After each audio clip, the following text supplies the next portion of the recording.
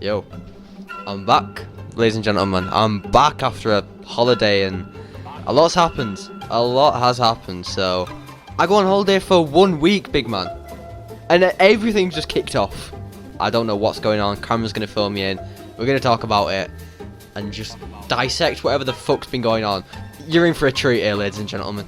FouseyTube, a man of many talents, shall we say. He took a long break during fighting Deji, and now, you know, it's been a long while since we've actually heard anything from him, to be fair. And now, after so long, he's finally decided to, you know, revitalise his career, get it back on track again. Bang, straight away, starts streaming on Twitch, regains his former glory almost immediately. Been doing 24-hour streams. You know, he got into a car crash at one point as well. That was interesting. On one particular day, I think it was Monday, I don't know, we were graced with a fantastic stream from Fousey. At that time, was currently waiting in an airport.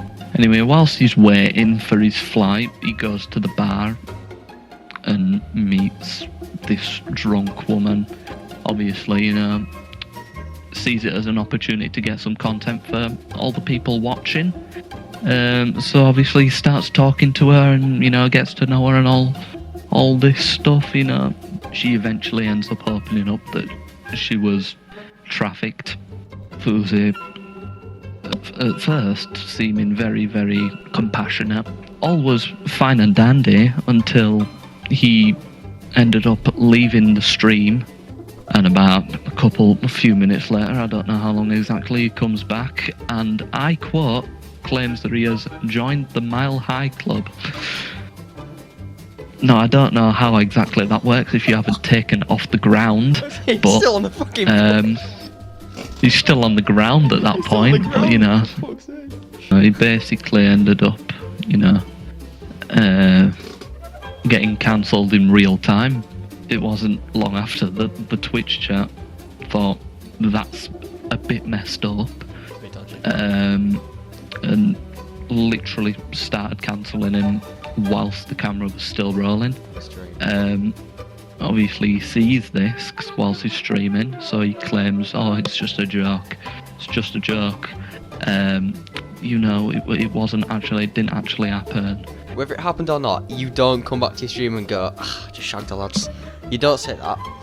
You don't, you know, you don't like make it like that, knowing full well that if they believe that, you're fucked, like your career is done. It's just not a good look. Like, it's very dodgy. Fair dues to him for getting his career back on track after losing to Deji, because I couldn't do that if I lost to fucking Deji. But he fucked it again. Like, you've got to be a pretty sick-minded person to joke about something like that, knowing she's drunk and knowing that she's literally just opened up about having to go through sex trafficking and getting taken advantage of or whatever. To make that joke, whether he did it or not, whether he actually did the action or not, is bad enough to make the joke. There has been a new development. Lovely. At the time of recording, as of about 3 hours ago, Fousey has made an appearance on Bradley Martin's podcast. It was quite an explosive aftermath. It got nasty. So basically, in the podcast, Fousey goes on to explain that he's no longer a part of Happy Punch, which is the boxing thing, isn't it? So the aftermath spills onto Twitter, as you know most things would. Keemstar immediately responds to the podcast, and obviously all this stuff that Fousey's been putting out. Keem is beyond upset. I can't wait to see how it continues. He finally built back a career, and then he's gone and fucked it by making a stupid joke, claim, whatever. I don't know if it's a joke or whatever, but you're just a fucking idiot, Fousey. Let's be honest here. You fucked it. That most people, after all this has happened, are probably thanking their lucky stars that Deji won that fight and absolutely destroyed Fousey in that fight. He did batter him, to be fair. Let's get our investigative glasses on, and let's talk about Lil Tay.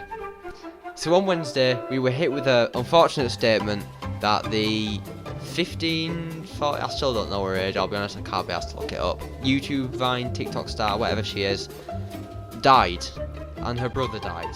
It was quite a mad thing to just come out of nowhere. It was released on her Instagram, and nobody really sort of knew how to react, and we'll go into why in a minute. So the statement came out on Wednesday, as I said. I think most people had forgotten she'd existed, to be honest, up till that point. She was famous for when she was younger. She was a bit of a, I don't know how to describe, like a... She was one of those cringy flexers. She was like a flexer, one of them typical Americans you'll see where she's like, yeah, I got all this bread and I got these diamonds and that, and you haven't, and you're broke and you're a broke ass and shit like that. And it became popular because she was about 9 years old at the time, and everyone was like, who the fuck's this kid? However, in the background, it came up more recently that she had problems with her family, with her parents and her dad more specifically, over money. And then yeah, we got this statement, she died, her brother had died, there was no really further comment on it, and it was all a little bit of a weird sort of up in the air. Has she died, has she not? And yeah, it was a bit weird. What was your reaction when you first heard about the statement, actually? I'm interested about this. It was one of the first things in a long time that has genuinely gobsmacked me. This kid that was, at the time of, rising to fame, she was only 9. And then she disappeared off the face of the earth for God knows how many years. And then to learn that she's now, she's died, along with her, and it's her and her brother as well.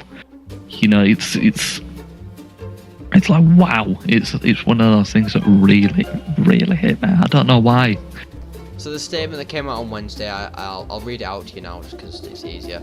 It is with a heavy heart that we share the devastating news of our beloved Claire's sudden and tragic passing. We have no words to express the unbearable loss and indescribable pain. This outcome was entirely unexpected and has left us all in shock. Her brother's passing adds an even more unimaginable depth to our grief. During this time of immense sorrow, we kindly ask for privacy as we grieve this overwhelming loss, as the circumstances surrounding Claire and her brother's passing are still under investigation. Claire will forever remain in our hearts, her absence leaving an irreplaceable void that will be felt by all who knew and loved her. Instantly the red flags started coming up. Why has her brother died as well? There's no way two people, relatives in the same house, just die randomly at the same time. No chance. Well, yeah, the only other answer is, is it a car accident? Is it, there's something has to have happened. It's a mysterious one. And then there's been some developments today, and I don't know if you know this. She's put a statement out. It's been a very traumatizing 24 hours. All day yesterday I was bombarded with endless heartbreaking and tearful phone calls from loved ones, all while trying to sort out this mess. Basically, I can't find this full statement. She was blaming a third party that had got into her account and was spreading a rumour. Who hacks her Instagram and goes, right lads, we're into this big Instagram account, what do we do? We'll fake her death. Yeah, come on. You just don't do that. No, that's just silly. Part of me also thinks, I've got a theory, this is all a publicity stunt. The signs are there. This family needs to be investigated, because it's not a place for a 15-year-old to grow up inside of. Oh yeah, no, whether it's a hoax or not, it's still a dodgy thing to be a part of. It's a household. So obviously we hope everything goes smoothly for her. I don't really know how to describe it, but yeah, I think it's all very weird. It's all very. Well, yeah, we don't wish death upon her. We don't wish death upon a 15-year-old. Surprisingly, imagine if what she's saying is true. She's alive, and she's just found out somebody claims she's died. Like, imagine what's going through her head in that situation. Yeah, that's Lil Tay. We also hope she's alive and well, and this all gets sorted soon. She's 15, man. I mean, come on. Don't matter if she's famous or she flex on people at the age of 9. That's all just part of social media and persona. She's 15. The Island Boys, probably, I think we can all unanimously say now, the most hated duo on the internet. They obviously rose to fame with the worst song on the internet as well. Just saying their names. They immediately disappeared from the face of the earth. Not everyone made fun of them, and then, you know, moved on with their lives. Just they had better things to do than listen to them. They didn't like that too much. They thought, well, what's the best way we can get back into people's minds? Shock was the answer, apparently.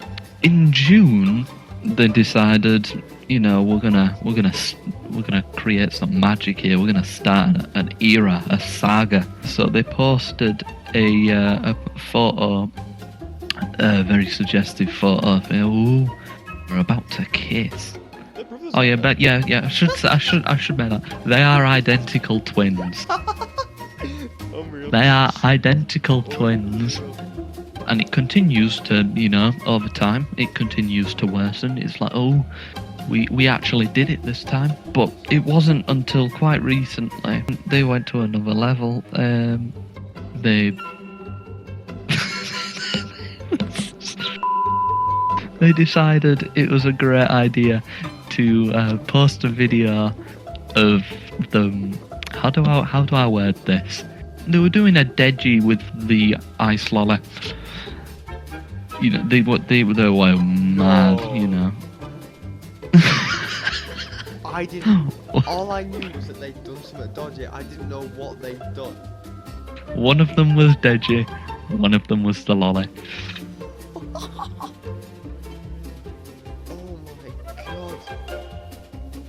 Twin brothers? Yeah. Twin brothers? Twin brothers, and it's illegal in their state.